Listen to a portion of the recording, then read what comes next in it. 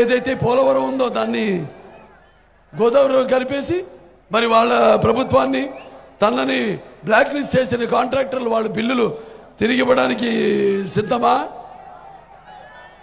నా బీసీలు, నా ఎస్సీలు, నా ఎస్టీలు, నా మైనారిటీలంతా మరి చంపిన శవాల్ని డోర్ డెలివరీ చేసి నిందితుల్ని కాపాడుతూ మన రైలు కింద పడి ఆత్మహత్య చేసుకున్న ఆ కుటుంబం వాళ్ళకి ఆ ప్రాణాలు తిరిగి ఇవ్వడానికి సిద్ధమా అని అడగండి. అలాగే ఒక పిల్లాడు తన అక్కని వేధిస్తున్నారని అడిగితే ఆ పిల్లాడి మీద కెరోసిన్ పూసి అతన్ని చంపేశారు. మరి అతని కన్నీళ్లతో ఆ కుటుంబం కన్నీళ్లు తొడవడానికి సిద్ధమా? అలాగే ఈ యొక్క రైతులు ఇవాళ మనం చూసుకుంటే ఇక్కడ కాకాని గోవర్ధన్ రెడ్డి ఉన్నాడు. కాకమ్మ కబుర్లు చెప్తాడు ఎక్కువ. అంటే నోరు తెరిస్తే అబద్ధం, కళ్ళు పడితే కబ్జా. కాకాని గోవర్ధన్ రెడ్డి వ్యవసాయ శాఖ మంత్రి. ఇవాళ మరి ఎంతమంది రైతులు ఇవాళ మన దేశంలోనే మొదటి స్థానంలో ఉన్నాం అప్పుల్లో, ఆత్మహత్యల్లో. వాళ్ళందరికీ సమాధానం చెప్పడానికి సిద్ధమా అని అడగండి. అలాగే ధరలు ఇవాళ ఆకాశానికి అంటుకుంటున్నాయి. ఇవాళ మనం చూస్తే విద్యుత్ ఛార్జీలు 7 సార్లు పెంచేశారు, ఆర్టీసీ ఛార్జీలు 5 సార్లు పెంచేశారు. అలాగే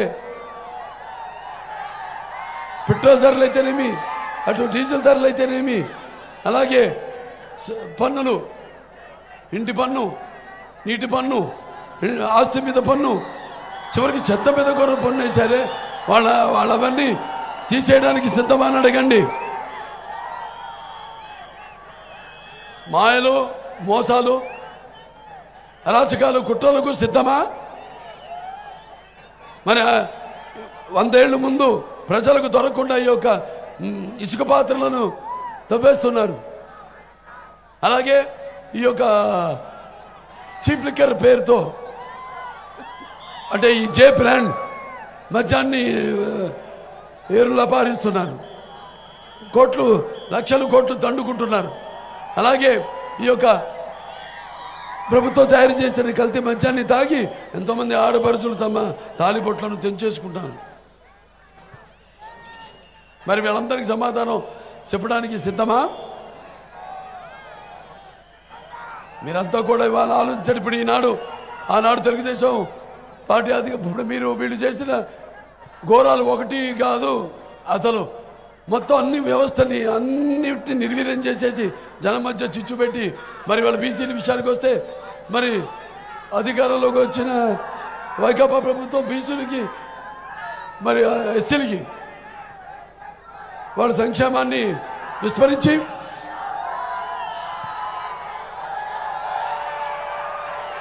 మరి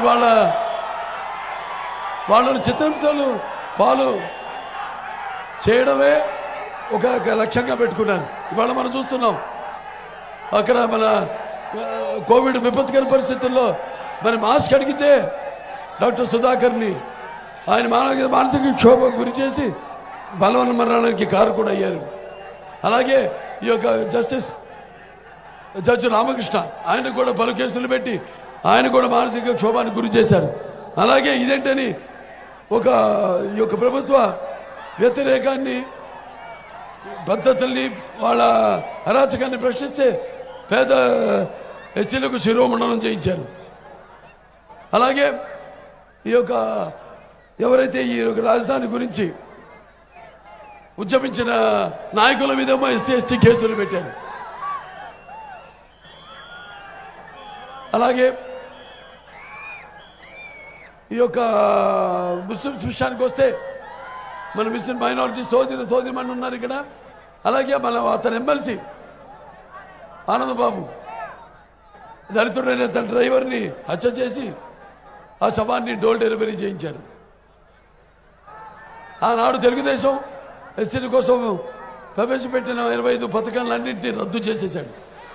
ఇవాళ ఇలాంటివి ఎన్నో, అసలు ఒకటని కాదు, ఏవైతే మనం ఫైనాన్స్ కార్పొరేషన్స్ ఉన్నాయో బీసీ, ఎస్సీ, ఎస్టీ, మైనారిటీ అప్పుడు మనం తెలుగుదేశం అధికారంలో ఉన్నప్పుడు సుమారుగా 75,000 కోట్ల రూపాయలు అన్నిటికీ మంజూరు చేయడం జరిగింది.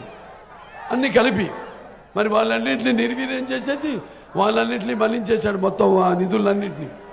ఇవాళ మరి మన భారం, అప్పు భారం ఇవాళ రాష్ట్రం మీద సుమారుగా 11 లక్షల కోట్ల రూపాయలు ఉంది. మనకిచ్చేదేమో ఈ పథకాల పేరుతో ఈ 3 సంవత్సరాలు గడిపేశాడు రాజధాని పేరుతో. ఆ తర్వాత ప్రభుత్వం ఎలానాళ్ళ పాలో చేతగాక ఈ యొక్క నవరత్నాలు ప్రవేశపెట్టి మన నవనాడులను విరిచేశాడు. తన అహంతో మన మెడలను విరిచేశాడు, మంచేశాడు. అలా మనం ఇప్పుడు మన ఒక్కొక్కరి మీద భారం ఎంత ఉందో మీరు ఒకసారి ఆలోచించాలి. అప్పుల భారం సుమారుగా 10 లక్షలు ఉంటుందండి. ఒక్కొక్కరి మీద 10 లక్షల రూపాయల భారం. రేపు మనం తీర్చాలి అప్పులు. ఎలా తీర్చడం కాదు, మనల్ని కొంతమంది ఉద్యోగాలు కాసుకొని వెలసెళ్తుంటారు. అతనికి కావాల్సింది అది కాదు, పూర్తిగా మనం ఈ రాష్ట్రాన్ని వదిలి వలస వెళ్ళిపోవాలని మొత్తం అందరూ. రేపు మీ భూమి మీది కాదు, మీ ఆస్తి మీది కాదు. కాబట్టి ఇవన్నీ కూడా గుర్తుపెట్టుకోండి. మీరు జరుగుతున్న పరిస్థితులు ఎలా ఉన్నాయి. కేంద్ర ప్రభుత్వం కూడా సుముఖంగా ఉంది. అందుకే మన ఎంపీలు కూడా మనం గెలుచుకోవాల్సిన అవసరం చాలా ఉంది. అతనేమో ఎంపీలు ఇవ్వమన్నాడు, మొత్తం రాష్ట్రం కావాల్సినవన్నీ సమకూరుస్తానన్నాడు. ఏది మన రైల్వే జోన్లను తీసుకోవడంలో విఫలమయ్యారు. అలాగే మనకి ఒక ప్రత్యేక హోదా విషయంలో ఏమి చేయలేకపోయారు. అలాగే కేంద్రం నుంచి నిధులను రాబట్టుకోలేకపోయారు. వాళ్ళు ముస్లిమ్స్ ఉన్నారు, మైనారిటీస్, వాళ్ళకి ఏదైతే 4% ఉందో రిజర్వేషను, మరి అది రేపు వాళ్ళ చట్టబద్ధం చేయాల్సిన అవసరం ఉంది. దానికోసం కృషి చేస్తామని సభాముఖంగా తెలియజేసుకుంటున్నాను. అలాగే ఏదైతే ఇప్పుడు రేపు రాబోయే వస్తుంది, తప్పకుండా అమరావతి రాజధాని అవుతుంది. ఇవాళ చూసాం,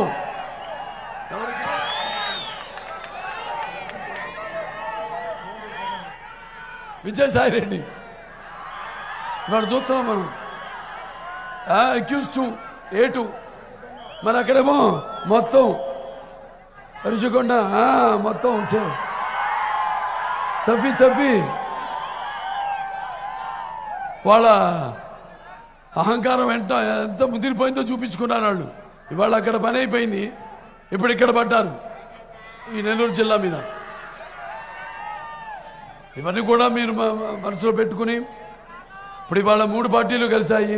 తెలుగుదేశం పార్టీ, జనసేన అయితేనేమి, లేకపోతే బీజేపీ అయితేనేమి. ఈ యొక్క కూటమి శక్తిని ఎదిరించే శక్తి ఈ ప్రపంచంలోనే ఇంకెవ్వరికి లేదు లేదు లేదు. ఈ కూటమి అన్నది ఒక నిప్పుల ఉప్పెన, ఈ కూటమి అన్నది ఒక అగ్నిపర్వత విస్ఫోటన, ఈ కూటమి అన్నది ఒక పాశుపతాస్త్రం.